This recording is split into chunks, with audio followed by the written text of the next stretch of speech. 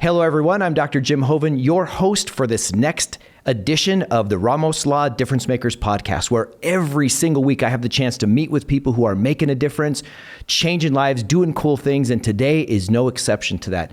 Today, I have with me someone who is literally changing the way work gets done. She and her husband are in an industry that are trying to evolve and help people evolve through a time of which we've never seen with COVID in how they work, how we work. So it's going to be a super exciting, thrilling adventure today as I talk with Miss Diane Mapes and her concept or her business, Office Evolution. So Diane, welcome to the show and thank you for coming. I appreciate you having me. Absolutely. You and I have met before. It's interesting that how our paths reconnected. And I know we talked before we went on air. Do you remember it's been, almost 2 years ago now? It's been at least 2 years. Yeah. And you were a new business owner. And we're going to come into that. But at that time, I remember like it was yesterday, we had met at a function of the local city here that we're in. And in that function time, we were talking and you and your husband just bought a business and you were trying to figure everything out and get all the pieces together. And I had come out of franchising and you were going into franchising, and we talked about this amazing concept that you had. And now look, here our paths crossed 2 years later where you guys got the Rookie Business of the Year in our community. How cool is that? Yeah, it's very cool. It's been a ride. It's been a roller coaster. It's been fun. So let me ask you this. 2 years ago when we met, did you have any concept that you might be actually having a distinction of being a new Rookie Business of the Year when we were having that conversation that night? I had no idea, but I had hoped for that. I kind of had goals. I was like, you know what? I'm going to do this. If we're doing this business, I'm in. I'm 100%. And that's pretty much what I do with everything. So that's your personality. It was go time. It was go time. It was go time. So explain to our listeners, what is that business? I think we gave a little hint to it in the opening, but share with us what you guys do. Well, we have Office Evolution here in Metro North. So we're about 15 minutes north of Denver here in North Glen.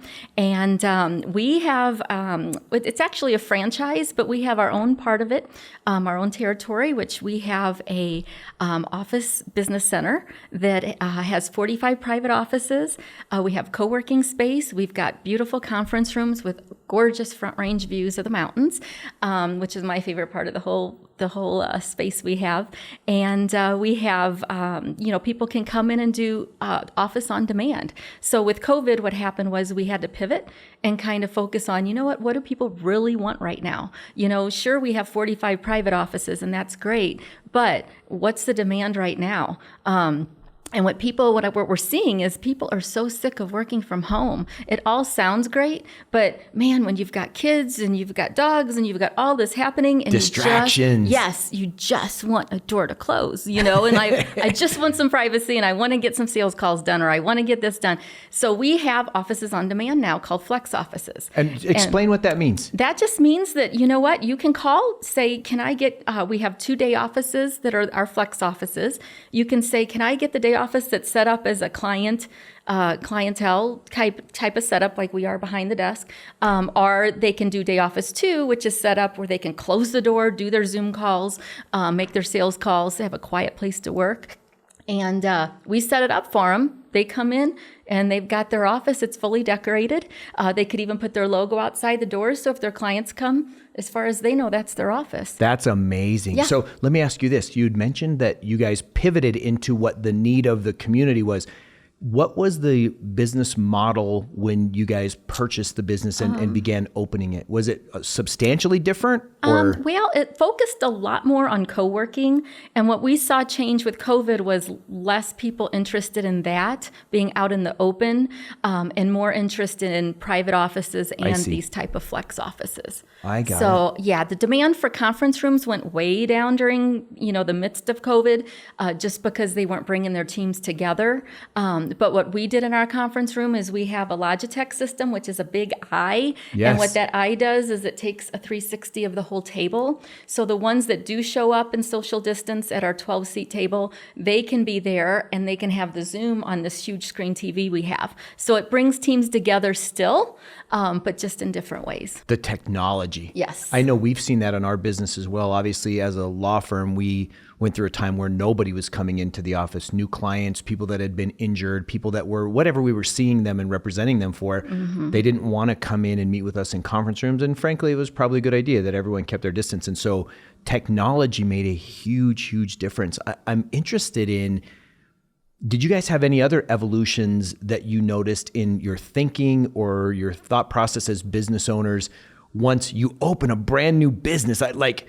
It's brand new and all of a sudden everything that you're about gets quote unquote shut down. You can't even imagine. Yeah, walk me through that. What was the emotional it was a roller part of that? coaster, believe me. We had we did our Discovery Day with Office Evolution. They're actually based here in Louisville, Colorado, like about 40 minutes from our location. And we were just, with my personality, my husband was actually working out of a co-working space, and he said, you know, you would be great at this. But at the time, I had a job that I enjoyed. I oversaw 18 stores and did their community marketing and kind of helped train the people with customer engagement and whatnot. I got put out of a job because they, the company I was working with had a large lawsuit, and they ended up closing most of their 18 stores. Now, was that in effect when you and I first met? I was out of a job at that time. Okay. Yeah, so when you guys out of a job, purchased and correct. got the franchise. Yeah, and it was a risk, man. We put our whole retirement into this. But you know what? The way I was let go, I'm like, I am never working for anybody ever again. Yes. It was so ridiculous how, I used to report the COO and the CEO, and those were the people I'd be communicating on a daily basis. They had somebody I barely knew call and tell me, today's your last day. Oh. And I'm like, are you kidding me? I opened like 5 stores for them. I did all their marketing. I moved to Colorado, which is a whole nother thing because we wanted to be by the mountains. But, it was just so disheartening. I was devastated. I was like, wow. I put years in with this company, helping them, training the people, motivating them. I'm all about positivity. So I was like trying to get everybody going. And then they let me go like that. And I said, well, this isn't happening again. I'm going to be my own boss.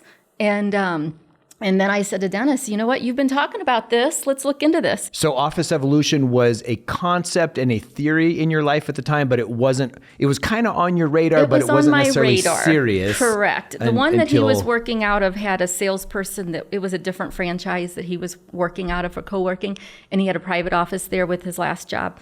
And their salesperson was all about financials, money. They didn't care what our motivation was. They didn't care to get to know us. So I kind of did some investigating, and I found that Office Evolution was based out of here in Colorado. And I thought, well, this is a great fit. And then sure enough, I got let go on February 14th. 2 weeks later was Discovery Day at Office Evolution, and we got in. They got us in, even though they were kind of full with people, for that day. But they got us in, and I was 100%. They call it the Ohana, and I believe it. I mean, it's a very tight team. It's a family. And right away, I felt the love. I felt like I could do this. This is my personality. I've been in marketing for 30 years. I can do this. And I was gung-ho about it. From then on, it was like I said, go time. So I want to now go back before all of this. You have such a powerful personality. It's so evident that you definitely believe that you create your environment. You bring your weather with you, so to speak, right? Correct. Like you can be the sunshine or you can be the gloom. Right. And you choose to be sunshine. Have you always been like that? Is that your personality? No, or did actually I haven't. I kind of shifted. We made the move to Colorado, and we used to live in St. Louis, and we're in a major rut. I need nature. I always say the leaves on a tree are the pages of my Bible. Oh, and wow, on so Sundays, good. we go to the mountains, and we're going to church, and we head to the mountains. And I need nature. So what we were finding was that all of our vacations with the family, we were heading to Colorado. And every time we'd get to the sign where it said leaving colorful Colorado, I just get little tears, I'm like, why don't we live here? So we'd have discussions, and we looked into it, and we weren't real happy with our school system my kids were in. Were you in St. Louis proper? We were in Chesterfield, Missouri. That's so funny. This is totally unrelated. I went to Logan College of Chiropractic in Chesterfield. Oh my gosh. Yep. Are you kidding me? I used to drive by that all the time. I lived in my first marriage. I lived in the neighborhood that was connected to Logan. I know it very well. That's crazy. And Shetler Road. Right. Shetler Road. Oh my gosh. And I came from Denver, and as you know, that's a very, right by the college at that time back, I went there 1988 is when I went there. Those houses, they were large, they were beautiful compared to where I came from. And it was literally, I'm not even kidding you, Diane, I would drive down the street to go to class every day. And I lived in the Chesterfield Mobile Home Park, which was down the road about 5 miles right across from the mall there. Yep. And as I would drive down the street, I would look at these, what to me were beautiful, amazing homes. And I'm like, this is why I'm going to study hard. This is why I'm going to excel in school. And of course, there's so much more into being a doctor than just the house you live in, but it was complete motivation. I thought it was so beautiful there, but you're right. The nature trees is and everything. Yeah, the nature's different. It was beautiful there, but we would go hiking, and we'd have to go to Southern Illinois to hike. Yes.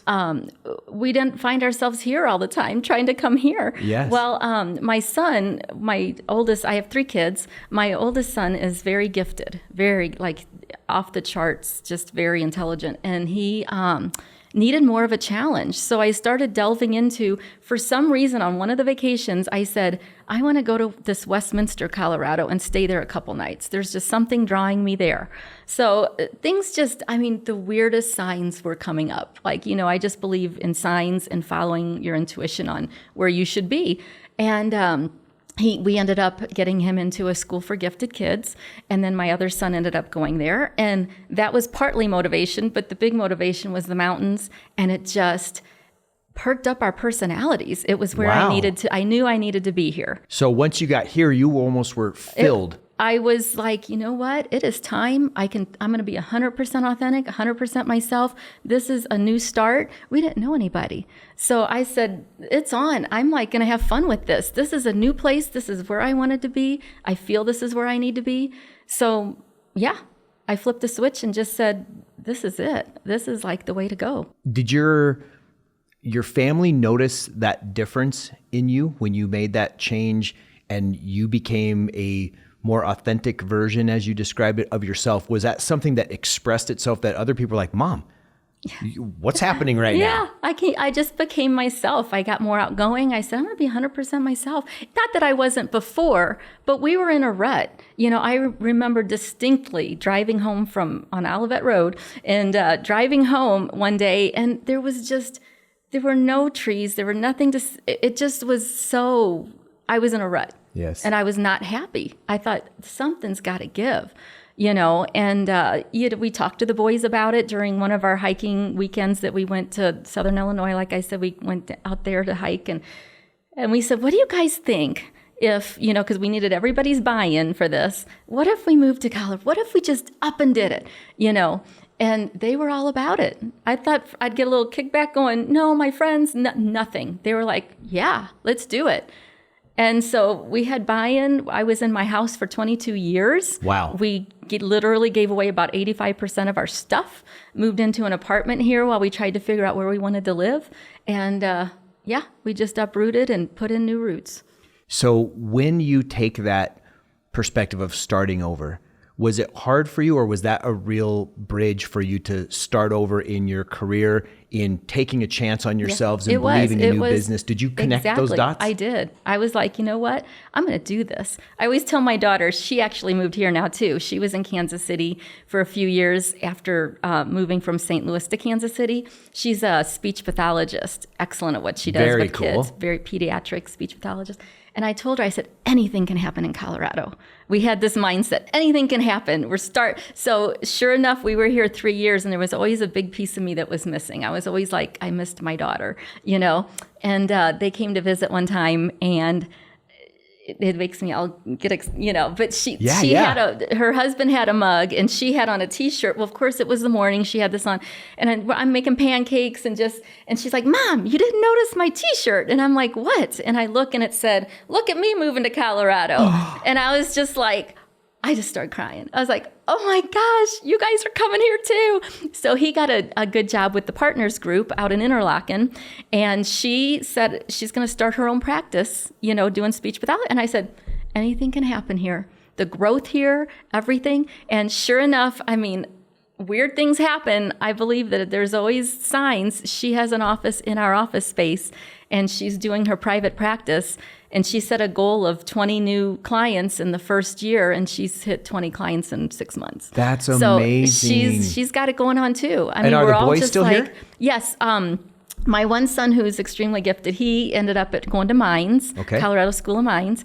And then the other one is a senior now, and he's applying to colleges. Okay. So we're all here. Everybody's here. So excellent. So, yeah. And do you guys, as a family business, I'm interested because having been an entrepreneur myself, when we had multiple practices, I found that it was always easier if I tried to incorporate my family time and my work time. Because when you own your own business, you can spend up to 24/7 if you wanted to in building and developing and fixing and tweaking. Your mind never stops. It never stops. It never stops. How have you guys? It takes a really good movie that I get involved with to get my mind to shut off. It's movies? Is that how you disconnect? Well, or something. I read books. I read about a book a week, and I love psychological thrillers. It takes that to get me engrossed enough to where I turn my mind off. Yes. So I'm constantly marketing. I'm constantly thinking.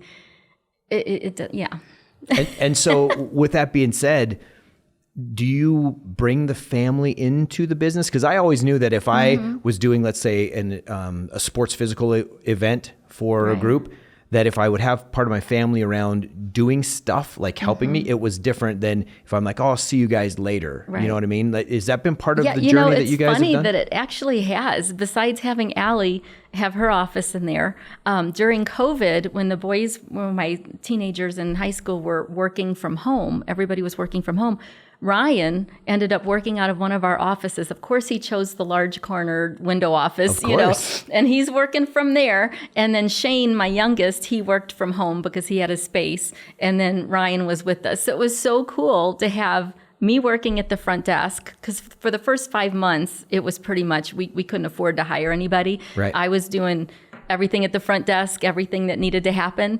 And then there was Ryan working out of his office. So I'm like, isn't this fun? We have like an office. Everybody's got their thing they're doing, but we're together. So So with I think that's so beautiful. And when I combine it with, like you say, you did marketing for 30 years. Do you feel like you had a specific advantage to growing the business?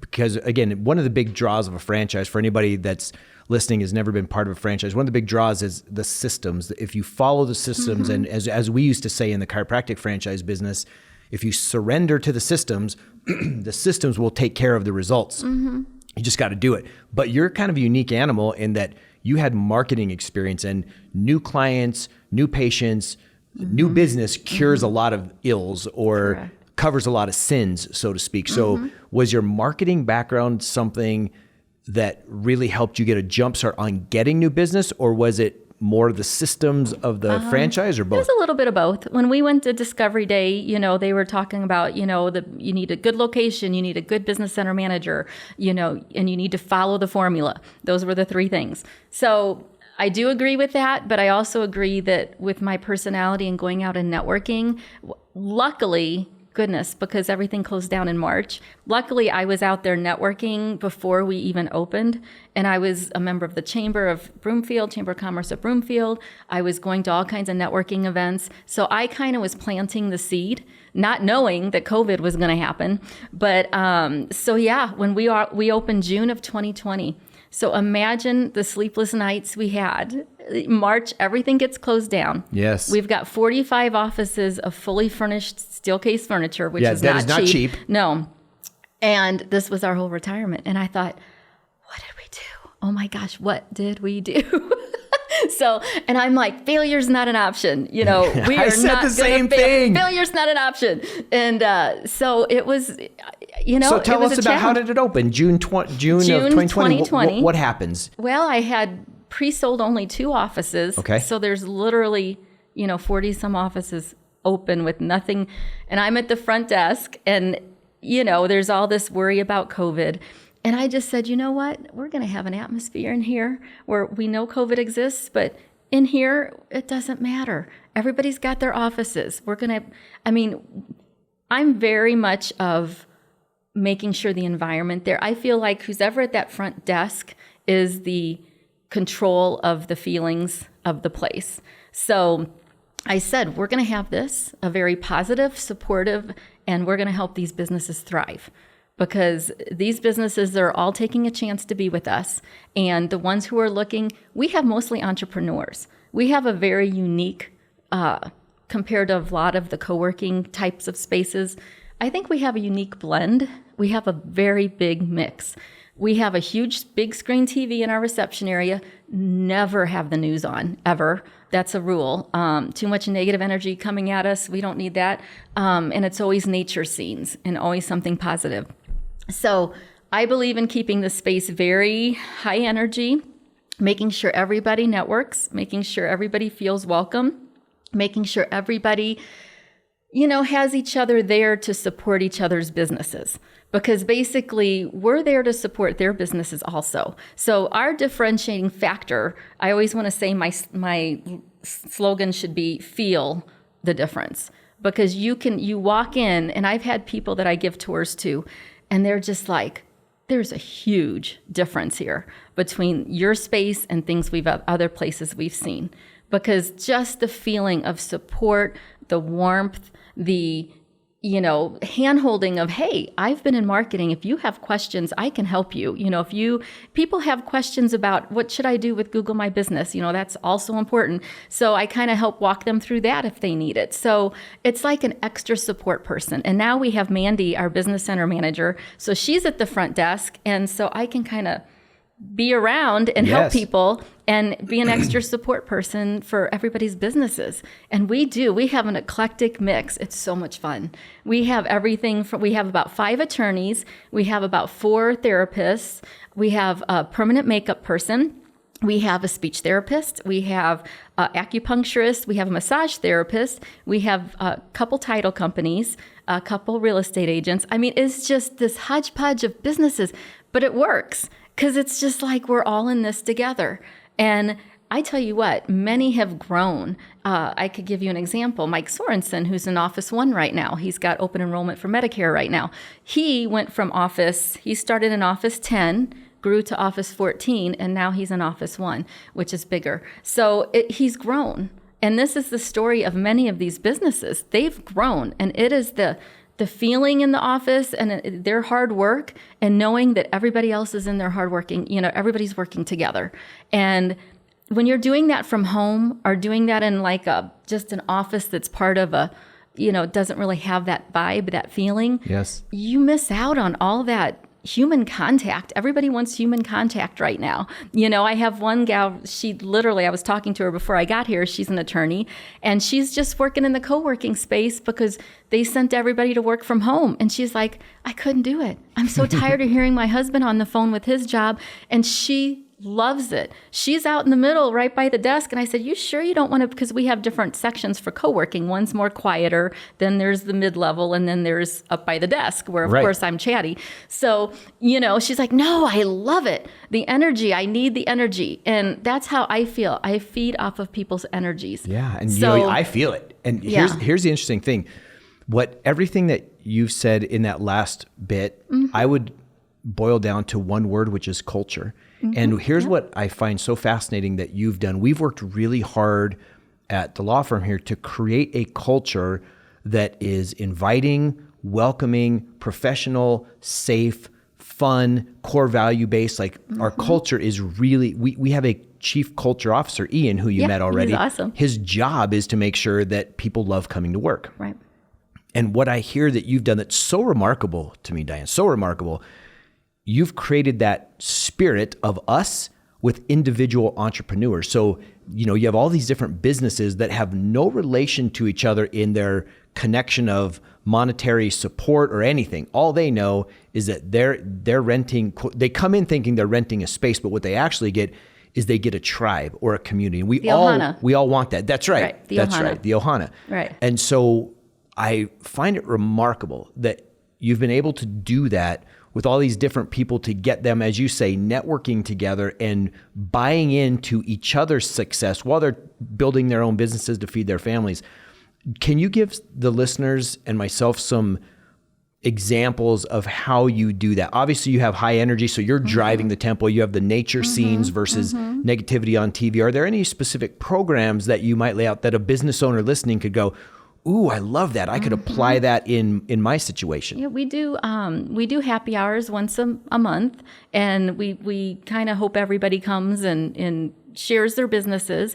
We also started incorporating somebody kind of sponsoring that happy hour or being, kind of the person that can speak for a bit about what they do. So kind of like a lunch and learn, but it's a happy hour time. So we've kind of incorporated that. I'm trying to think it's just the feeling of, our community kitchen. There's people in there. I tend to make chocolate chip cookies a lot. Ooh, I'm coming by your place. Just give me the day. I'm there. We have a little toaster oven because we couldn't have ovens in there. So I call it my easy bake oven. And we'll make chocolate chip cookies and everybody smells it and comes out. And we have, for our members, we offer LaCroix complimentary. We have an amazing coffee machine, whole bean brewer that does cappuccinos, mochachinos, you name it. I mean, we all come up with these concoctions from this machine that are really fun. And then we have popcorn in the afternoon. So it just brings people out of their offices. It fosters that spirit of, hey, there's something happening out there. There's other humans to talk to. Let's go out there and take a break from our offices. And it works. Yeah. Have you noticed that what I'm fascinated by is as you started listing it down, I wrote down some of the groups that you've shared with me. You have everything from all these different attorneys who I'm sure practice a whole bunch of different kinds of law to a whole bunch of different provider types giving different kinds of healthcare to then it almost sounds like some real estate kind of stuff or things like that. Have you found that group then starts to become almost like its own little leads group in a way? Yeah, they do. They really do. A lot of us are like, why do we need networking groups? They're so expensive and we're all right here. We can help each other. And that's part of my job is to bring people together to say, oh, when I'm giving a tour, this person comes in, this is their business. You might want to talk to so-and-so in Office 14. And you know what? In 23, the staffing company, they might have people who they're not hiring, but you know what? You could probably benefit from knowing some of their people. So it's one of those things where just being the pulse of it, just knowing who does what and just helping facilitate, I think is so important. Now, that's something that's very different. In a lot of these places, people come and go, they go through business center managers like it's nothing. They don't know the people. To me, that's not a community. We have a very supportive community, and that's the kind of people I want. Now, I've given tours to people where it's all about price. I want an exterior office, and I want, you know what, that's not going to be a good fit for us. I mean, I'll help them, but if the personality isn't, if it's somebody that's just planning on coming and going and not, caring about anything, that might not be the best fit. I was just going to ask you, that's so funny you say that. Yeah. We have, from time to time, clients that we just feel it's not a good fit. We do the interview, we start the process, we go through the thing, and for whatever reason, a myriad of reasons, it might not be a good fit. With you having now a successful business, right? Rookie business of the year. Yeah, we're full. We've got one open now. So you've only got one open. So now it seems to me like part of your job as the owner of that business, and I think this relates and is applicable to leaders of all types, whether it's on teams, organizations, or businesses, you have to be cognizant of who you're bringing into your culture and onto your team or your Ohana, because everybody, from what my experience is, brings something to your culture. And if the more you can say, hey, they align with our values, even then, when someone comes or someone goes, your culture is going to be just a little bit different because now that soup has a little different spice to it. But you at least want the same kind of soup. Right. You know what I mean? Right. You want to keep it tight. You want to keep people, right. You don't want somebody in there that's, I don't know, it's hard to explain. Just the blandness, or hey, I'm just here for an office. I mean, it's more than that. Right. And now you get to choose. Yeah. So where you could say, we're probably not a good fit. I don't turn people away a whole lot, but it's one of those things where it's like, you know what, if they're all about price, we're probably not going to win. We're in a great location. We offer so much more, and that's okay. They might not appreciate everything we offer, and that's okay. For sure. Mm-hmm. How do you now, I want to go back and visit again, because I think it's all about work-life balance. It's funny, I was talking to our youngest son, who is now 25, and he's getting his life going. He's had this really cool career that he's chasing in finance and this and that. And he and I were having a time together a couple of weeks ago, and he said, I asked him a question like I would ask someone that I was maybe consulting with, and I asked him to rate the various areas of his life on a scale of 0 to 10. And so we went through all these different areas, and he gave me all these numbers. And then I asked him why he was rating that. And then after we got done getting to the truth, because of course, he's talking to his dad, he's like, oh, everything's great, Dad. I'm an 8, I'm an 8, I'm an 8. And I go through the whole thing. And as we got done talking, and we really challenged his thinking, what we found was there were a couple areas, and one of them was work-life balance, where he was off. And so then the cool thing is I got to put all those little things like spokes in a wheel, and each spoke went from a 0 to a 10. And so where he rated 8, 7, 6, 8, 6, 8, the wheel was kind of smooth. But if he rated a couple areas of 3 or 4, imagine the clunkiness in that wheel. And I'm like, Connor, this right here is where if you put your focus, you raise that area, now you get smoothness.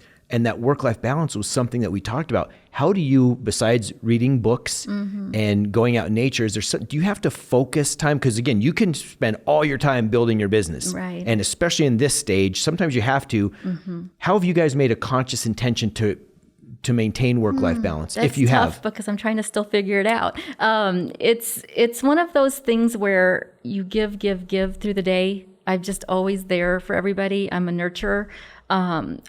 They call me the mother hen or the Ohana mama. And so, I mean, you're just giving and giving and giving. And you do. I mean, sometimes when I get home at night, I just want to shut down and read a book. And that's, my happy spot, and that recharges my batteries. Or on the weekends, I need to go out on our Jeep. We got an awesome Jeep. Love it. And I want to go on the Jeep, and I want to take some trails, So, I mean, it's just, I have to physically sometimes get out of cell service to be able to get away. And that's where the Jeep comes in handy, because we just take it up in the mountains and get away.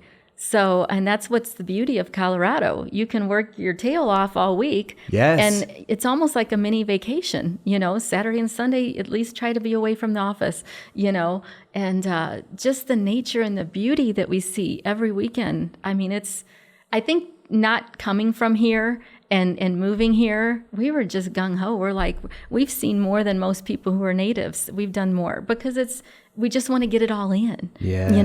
It's just take it all in. Nice. So, do you guys have business role models or professional role models, or are you just saying, hey, we're trusting the system that we're in and our own experience? Pretty much trusting the franchise. The franchise has been around for 18 years, and we kind of just trust their guidance. And then I put my own spin on it, and I'll come up with some things that maybe are a little different, but it kind of still stays somewhat within the model, and it works. So if it's not broken, why fix it, kind of thing. Amen. But let's make it better. And in a franchise concept, the thing that's so beautiful about that is the franchisor starts with the idea, but every market is different. In fact, marketing in one market doesn't have the same impact, and sometimes no impact as another market might. But if you do something really cool at the operator level, it often goes back up the chain, either to the regional director level or even to the corporate level, to where now everyone can benefit from that cool idea. Have you seen that? Yeah. Have you seen that in what you do? Yeah.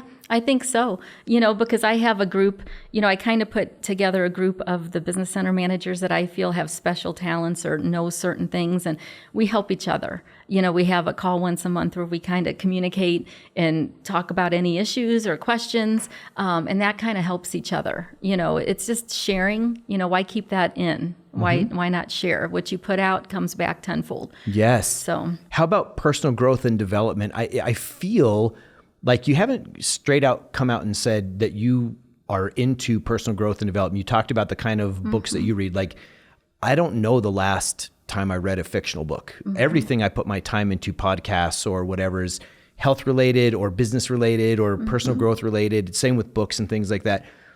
Do you, and for your organization as you're growing it, do you provide some of that leadership for those people so that they start thinking like you? Or are you more the type of leader that says, hey, I'm just going to do my thing and people will follow me? Well, it's a little bit of both. I think definitely the energy you put out, people tend to, if say I'm at the desk and I'm coming in kind of crabby or having a bad day, all of a sudden you'll notice everybody's kind of like having a bad day. Like it's just, it's momentum. And that momentum grows, So I tend to read some other books on, I've got some favorites, but it's more like The Power of Now and The Untethered Soul is one of my favorites. Such a great Michael book. Singer's The Surrender Experiment. He just talks about going. He's like a leaf that just goes with the wind, and he takes him and he goes with it. It's just following that flow of least resistance. And it's what it's following what's in your core and your soul and just letting it happen. How do you know that? How do you identify that? Now we're starting to get into the reality of things. I love this stuff. Right? That's my, I could go on, I could be here hours talking about this delve kind of into stuff. it a little bit. How do you find what your soul is telling you to do? It's listening. It's being quiet, being still, and listening. Meditation helps. Sometimes just going deep and saying, what do I really need to be doing here? Or even pre-paving some events. Like, on the way here, I'm like, this is going to go great. This is going to flow. This is going to be really, this is going to be a great experience. So you kind of call it ahead of time. If you wake up and you constantly look at the bad things, like somebody's a rage driver and oh my God, I hit a red light and blah, blah, blah. You're just going to have bad things happen all day long. Yes. But, sometimes, and everybody's like, well, is it fake positive? I'm like, no, because what happens is say you're kind of having a day that's not great. If it's a scale of 1 and 10, say you're having a 2 kind of day, you can't go from a 2 to a 10. That probably is fake. If you could just notice a couple good things and take you up a couple scales higher, get from a 2 to a 6, and maybe a 2 to even a 4, you're doing good. Because you're not going in the spiral. Are you familiar with the Hicks work, Abraham Hicks work? I listen to it every day on my way to work. Okay, because that grading scale, that emotional scale is the plane. I've seen you go that. to the next disc. So good. Well, because it sets up my day. Yes. It sets up my day, and it gives me that momentum that they talk about, and I'm trending towards positivity, and it's not fake.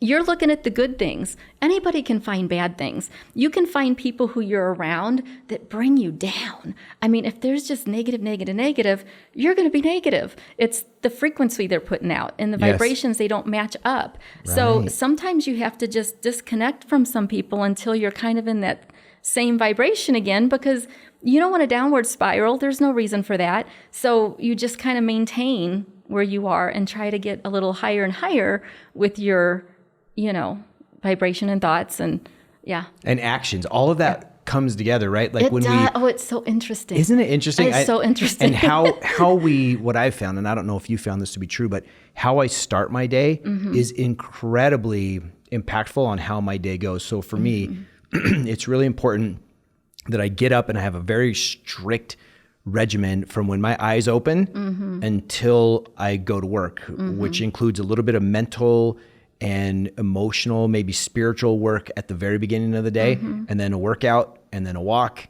and then a nice healthy drink that that's what I need to be doing. I wake up and I'm like, oh God, the alarm went off right.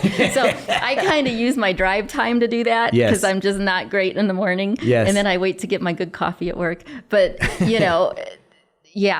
setting up the day, pre-paving, so it's really... You've experienced that too. It's so funny because I could sense it in you before we ever talked about the exact things. I knew it, right? And so it's palpable. And I think for people listening, this stuff is real. I've been told the same thing. Like some people have asked others, is he really that positive or is he just putting that out there? And it's just because it's the things that I allow, the filters I have to keep certain things out and allow certain things in. Right. And it doesn't mean that my life is always happy or always perfect, but it just means that I feel pretty resilient, that when something happens, I know it's going to work itself through at whatever end it is. It might not even be the end I want, but it's going to work itself through anyway. Correct. Have you found that to be something that you guys work with? Like I said, just taking it up, looking for the good. When bad things happen, you can't get around it. Life is going to be rocky. And that's, I was in a rut in St. Louis. I was not the same person. I was in a rut and I couldn't find it. Like I couldn't get there. Yes. And by sometimes you just got to take that leap, and you have to shake it up. We shook it up and it was like I said, it was time to be so awesome. Right. Put everything, because I would read everything and I was always into those books and things, but I wasn't living it. Okay. And I think sometimes if you just shake it up, I'm just a firm believer that if you're not happy, don't stay, because you've got to have growth and you've got to get that upward momentum, and it happens. That's amazing. Yeah. What's the goals for you guys as this business grows? Share where you want to take this. Is it just to keep it like it is and then enjoy your life? Is it to get more centers? How do you guys see the future of your business? No, financially it'd be tough to get some more centers, but maybe down the line. I'd like to expand because we have so many people we turn down now for these smaller sized offices. A lot of people can't afford the larger ones, and it hurts me because it's like, I want to help everybody and then I don't have what they need. And so we're kind of thinking about an expansion, but construction right now is not good. So we had to put that on hold, but the architectural design and everything's there. So we're hoping to do that, but I don't know. I'm just kind of going with it right now. I'm going with the flow, and if we expand, great. If it doesn't happen, it's okay. We've got our little center and it'll be fine as long as we can kind of recoup our retirement money and go from there. And you're making a difference. Mm-hmm. And that's the thing, I can hear the inspiration that not only you filled me with during our time today, but what you've given to all these people every single day. I mean, you're making their lives better. So you are a difference maker. You're as the Ramos Law podcast is, you're a difference maker. And I want to acknowledge that in you. So let me finish by asking you this. Is there one piece of advice that either you've picked up along the way or that you've been given that has really been a central theme? Because you've given some incredible advice during our time together, but anything different than what you've been given that you might share with the listener? Gosh, that's a tough one. There's so many things. Really just don't let fear hold you back. Of course we're fearful of opening this 11,300 square foot space. I mean, my gosh, what are we thinking? But sometimes you just have to say, I feel this is going to happen. This is where I feel like you need to just listen to your own intuition and don't listen to people around you. You have to be your own filter for what you feel should happen and watch for the signs and just, be your own gauge for things and just try to take that fear out. I used to be so fearful about everything. And it's kind of like, what? Things work itself out. Things, let go. And let things happen the way they should, and kind of be like that leaf that kind of goes out there and see where it takes you. It's not always easy. It's a roller coaster. Like I said, imagine the nights we had, sleepless nights with knowing there's all these empty offices. What are we going to do? And COVID, is this ever going to turn around? But hey, we got by. Yep. And you were creative. You thought of ways, how can we meet the new need? Right. You got to pivot. You go with it. You just got to be quick on your feet. Yes. You have to not let downward spirals happen, and you need to just get the momentum going and share that energy because it comes back. Oh, that is so good. Well, you have filled my cup up today. I cannot thank you enough. I can't congratulate you enough for winning the Rookie Business of the Year. I know there's great things ahead, and know that you have a friend in Ramos Law. Thank you so much for joining us. If people wanted to get a hold of you, learn more about what you guys do, hear about your story, talk about a potential workspace, how would they get in touch with you? Well, you can go online at Office Evolution and, try to Google Office Evolution Metro North Glen, and we will pop up. And you can always call me. Our main number is 720-774-6865. And I'm always open to conversation. So, or come by and have a coffee. I love that. Experience our awesome coffee. I love it. Diane, that is amazing. If you've enjoyed this podcast and this has been something that's inspired you like it's inspired me, please share it. Send it to your friends, send it to your family, because this is the kind of message that we need to get out. Or you can subscribe to our show for any of the basic channels from Apple to Spotify, et cetera, et cetera. But we thank you for listening. Diane, thank you for coming on. Continued Appreciate success. It. This was fun. It was so fun. So fun. Now we get to go enjoy the rest of the day. That's right. And it's gorgeous out. So this is a good thing. It is. Here we go.